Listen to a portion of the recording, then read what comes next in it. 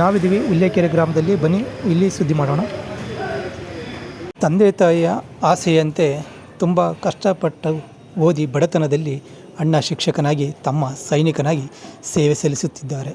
ಇಂತಹ ಕುಟುಂಬ ಆಲೆಕೆರೆಯಲ್ಲಿ ಇದ್ದು ಉಪ್ಪಾರ ಸಮಾಜದ ಕುಟುಂಬವಾಗಿದೆ. ಈ ಕುಟುಂಬದ ಬಗ್ಗೆ ಮತ್ತು ಶಿಕ್ಷಕರಾದಂತಹ ದಿನೇಶ್ ಸರ್ ಅವರ ಸಂದರ್ಶನವನ್ನು ಕರ್ನಾಟಕ ಧ್ವನಿ ಯೂಟ್ಯೂಬ್ ಚಾನಲ್ ಮಾಡಿದೆ. ಬನ್ನಿ ಇವರ ಕುಟುಂಬದ ಬಗ್ಗೆ ಮತ್ತು ಇವರ ವಿದ್ಯಾಭ್ಯಾಸದ ಬಗ್ಗೆ ಕರ್ನಾಟಕ ಧ್ವನಿ ಯೂಟ್ಯೂಬ್ ಚಾನಲ್ನಲ್ಲಿ ಏನು ಹೇಳಿದ್ದಾರೆ ಕೇಳೋಣ.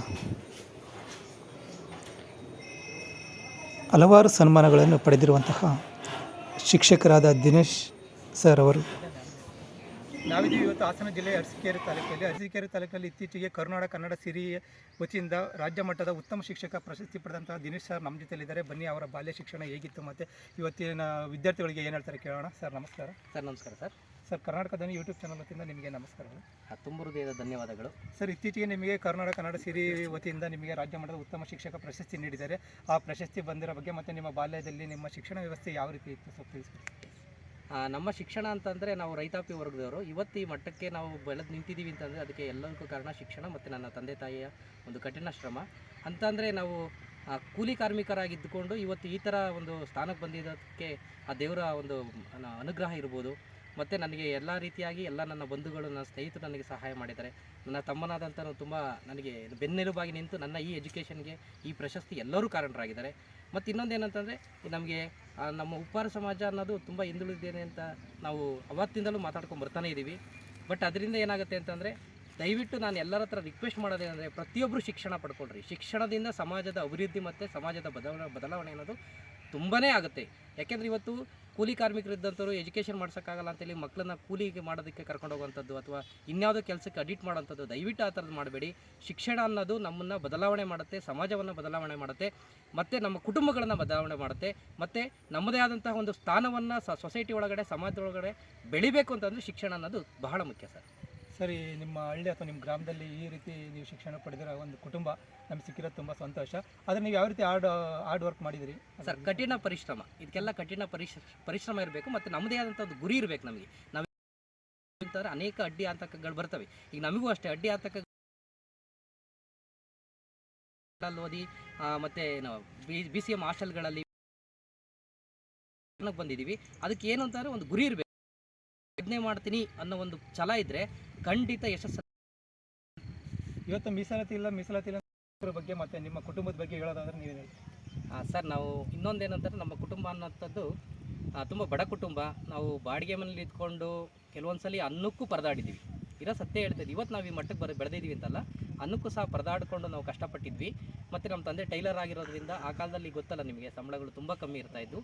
ಅದರಲ್ಲೂ ಕಷ್ಟಪಟ್ಟು ಅಂದರೆ ಇನ್ನೊಂದು ನಮಗೆ ದಯವಿಟ್ಟು ಎಲ್ಲ ಪೋಷಕರು ನಮ್ಮ ಉಪ್ಪಾರ ಸಮಾಜದವ್ರು ತಿಳ್ಕೊಳ್ಳಿ, ಪೋಷಕರು ದಯವಿಟ್ಟು ವಿದ್ಯಾವಂತರಾಗಿದ್ದರೆ ಅವ್ರ ಮಕ್ಕಳು ಖಂಡಿತ ವಿದ್ಯಾವಂತರಾಗ್ತಾರೆ. ಅದಕ್ಕೆ ನಾನು ಮತ್ತು ನನ್ನ ತಮ್ಮ ಇಬ್ಬರೇ. ಯಾಕೆಂದರೆ ನಮ್ಮ ತಂದೆಯವರು 3ನೇ ಕ್ಲಾಸ್ ಓದಿದ್ದು, ನಮ್ಮ ತಾಯಿಯವರು ಆಗಿನ ಕಾಲದಲ್ಲೇ 10ನೇ ತರಗತಿಯನ್ನು ಪಾಸ್ ಮಾಡಿದ್ದಾರೆ.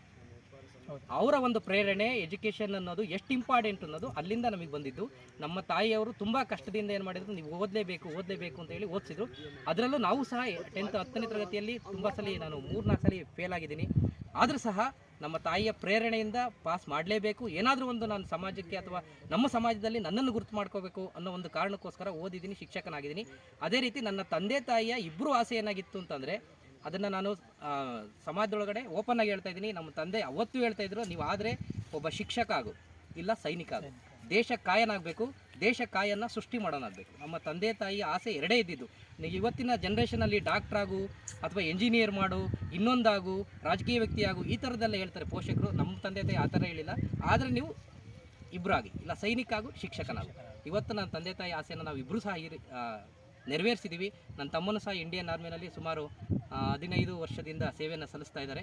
ಅವರು ಸಪೋರ್ಟ್ ನನಗೆ ತುಂಬ ಇತ್ತು. ಯಾಕೆಂದರೆ ಅವನು ಜಾಬ್ ಹೋದ್ಮೇಲೆ ನಾನು ಎಲ್ಲ ಎಜುಕೇಷನ್ ಸ್ಟಾರ್ಟ್ ಮಾಡಿದ್ದು. ನನ್ನ BEd ಕಾರಣಕರ್ತರ ಎಜುಕೇಷನ್ ಪಡೆಯೋದಕ್ಕೆ ಅವರೇ ಸಹಾಯ ಮಾಡಿದ್ದು. MA ಇವತ್ತು ನಾನು ಏನೆಲ್ಲ ಈ ಸಾಧನೆಗೆ, ಈ ಪ್ರಶಸ್ತಿಗಳಿಗೆ ಅಥವಾ ನನ್ನನ್ನು ಸಮಾಜ ಗುರುತು ಮಾಡ್ತಾ ಇದೆ ಅಂದರೆ ಅದಕ್ಕೆ ನನ್ನ ಬೆನ್ನೆಲುಬು, ನನ್ನ ಬ್ಯಾಕ್ ಬೋನು ನನ್ನ ತಮ್ಮ.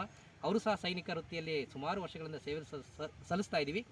ಮತ್ತು ಇನ್ನೊಂದೇನು ಅಂತಂದರೆ ಬಡ ಕುಟುಂಬದಿಂದ ಬೆಳೆದಂಥವರು ಇವತ್ತು ರಾಜ್ಯ ಮಟ್ಟದಲ್ಲಿ ಒಂದು ರಾಜ್ಯ ಸಂಘಟನೆಯಲ್ಲಿ ಕಾರ್ಯ ಮಾಡ್ತಾ ಇದ್ದೀನಿ, ರಾಜ್ಯ ಮಟ್ಟದ ಪ್ರಶಸ್ತಿಗೆ ಆಯ್ಕೆಯಾಗಿದ್ದೀನಿ ಅಂತಂದರೆ ನಮ್ಮ ಗುರಿ, ನಮ್ಮ ಛಲ. ಶಿಕ್ಷಣ ಅನ್ನೋದು ಬದಲಾವಣೆಯ ದಾರಿ. ಇದನ್ನು ದಯವಿಟ್ಟು ಎಲ್ಲ ಪೋಷಕರು ಇವತ್ತು ಗೌರ್ಮೆಂಟ್ ಶಾಲೆಗಳಲ್ಲಿ ಫ್ರೀ ಎಜುಕೇಷನ್ ಕೊಡ್ತಾ ಇದ್ದಾರೆ. ಎಲ್ಲ ಮಕ್ಕಳನ್ನ ಶಾಲೆ ಕಳಿಸಿ, ಒಳ್ಳೆ ಎಜುಕೇಷನ್ ಕೊಡಿಸಿ. ಇವತ್ತು ಹೇಳ್ತಾರೆ ಓದಿರೋಂಥವ್ರು, ಎಜುಕೇಷನ್ ಇಲ್ಲ ಅಂದರೆ ಬದುಕೋಕ್ಕಾಗಲ್ಲ. ಬದುಕ್ಬೋದು, ಎಲ್ಲವೂ ಬದುಕ್ಬೋದು. ಆದರೆ ಶಿಕ್ಷಣ ಅನ್ನೋದು ಸಮಾಜಕ್ಕೆ ನನ್ನನ್ನು ತೋರಿಸುತ್ತೆ. ಶಿಕ್ಷಣ ಅನ್ನೋದು ಅಷ್ಟು ಅವಶ್ಯಕತೆ. ಸರ್, ನಿಮ್ಮ ಗ್ರಾಮದಿಂದ ನೀವು ಓದೋಂಥ ಶಾಲೆ ಎಷ್ಟು ಕಿಲೋಮೀಟರ್ ಇತ್ತು ಮತ್ತು ನಿಮಗೆ ಯಾವ ರೀತಿ ಫೆಸಿಲಿಟಿ ಇತ್ತು ಅಥವಾ ಯಾವ ಸೌಲಭ್ಯಗಳು ಇದ್ದಿಲ್ಲ, ಅದ್ರ ಬಗ್ಗೆ ಸ್ವಲ್ಪ ಹೇಳೋದಾದ್ರೆ?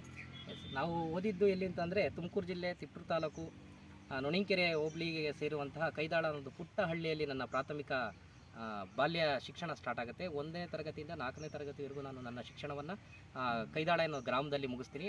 ತದನಂತರ ಅಲ್ಲಿ ಊರೊಳಗಡೆ ಶಾಲೆ ಇತ್ತು, ಅದರಿಂದ ಏನು ತೊಂದರೆ ಏನಾಗಲಿಲ್ಲ. ಬಟ್ ಗೌರ್ಮೆಂಟ್ ಶಾಲೆ ನಾವು ಓದಿದ್ದೆಲ್ಲ ಸರ್ಕಾರಿ ಸಂಬಂಧಪಟ್ಟಂಥ ಶಾಲೆಗಳೇ.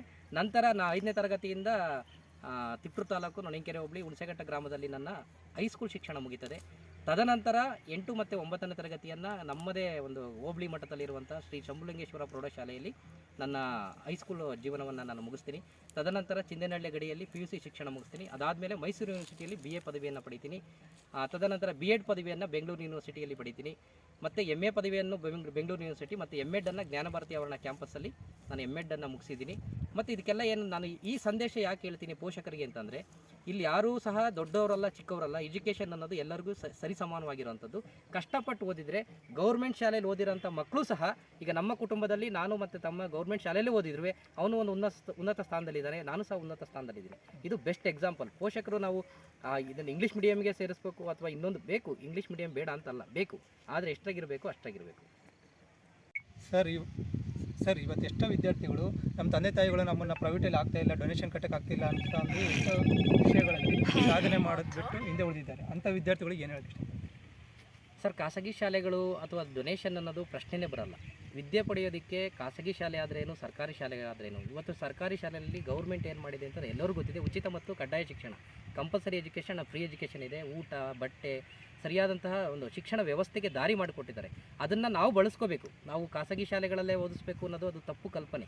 ಮಗುಗೆ ನಾವು ಸಂಸ್ಕಾರವನ್ನು ತಂದೆ ತಾಯಿ ಪೋಷಕರು ಕೊಟ್ಟರೆ ಆ ಮಗು ಸರ್ಕಾರಿ ಶಾಲೆಯಲ್ಲಿದ್ದರೂ ಓದುತ್ತೆ, ಖಾಸಗಿ ಶಾಲೆಯಲ್ಲಿದ್ದರೂ ಓದುತ್ತೆ. ಕೇಳಿದ್ರಲ್ಲ ವೀಕ್ಷಕರೇ, ಇವತ್ತಿನ ಸೌಲಭ್ಯ ಸರ್ಕಾರಿ ಶಾಲೆಗಳಲ್ಲಿ ಎಲ್ಲ ಸೌಲಭ್ಯ ಇದೆ. ಚೆನ್ನಾಗಿ ವಿದ್ಯಾಭ್ಯಾಸ ಪಡೆದ್ರೆ ನಮ್ಮ ಸಾಧನೆಗಳಿಗೆ ನಾವು ಪ್ರತಿಫಲವನ್ನು ಪಡಿಬೋದು ಅಂತಂದು ಎಲ್ಲ ವಿಚಾರಗಳನ್ನು ತಿಳಿಸ್ಕೊಡೋಕ್ಕೆ ಧನ್ಯವಾದ.